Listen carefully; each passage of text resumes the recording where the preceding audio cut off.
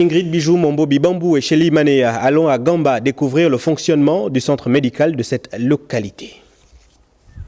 Le centre médical de Gamba a perdu le statut de structure sanitaire privilégiée longtemps concédé par les appuis multiformes de Shell Gabon puis d'Assala. Plus de 60% des quelques 67 agents sont issus du conseil départemental et la dégradation des conditions de travail condamne la direction à se tourner vers la tutelle. La plupart du personnel des centres médicaux, c'est le conseil et puis la mairie.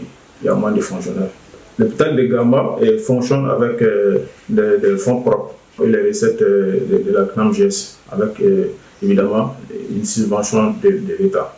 À chaque paiement de la CNAMGS, on fait les quotes-parts, les primes de garde et puis les primes de responsabilité. Le reste des 55%, ça c'est prévu pour le fonctionnement de l'hôpital et puis l'investissement. Les recettes propres, c'est la même chose. Conscient de l'actuel contexte de la transition et des efforts consentis chaque jour par le ministre de la Santé, le personnel fait tout pour faire fonctionner les services des urgences, de médecine, de laboratoire, de vaccination et de la CNAMGS ou encore de la maternité au milieu de tant de besoins pour être plus productifs. On a du mal à gérer nos urgences, surtout les malades qui sont dans le besoin de l'oxygène. On est obligé souvent de les évacuer, surtout en faute d'oxygène.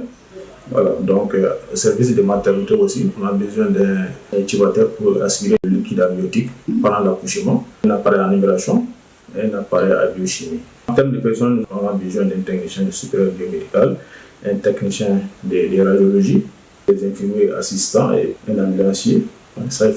Seulement 4 des 11 dispensaires environnants viennent encore en appui au centre médical de Gamba qui font de gros espoirs de reprise dont le rachat du pétrolier Assala par l'État sur instruction du président de la transition.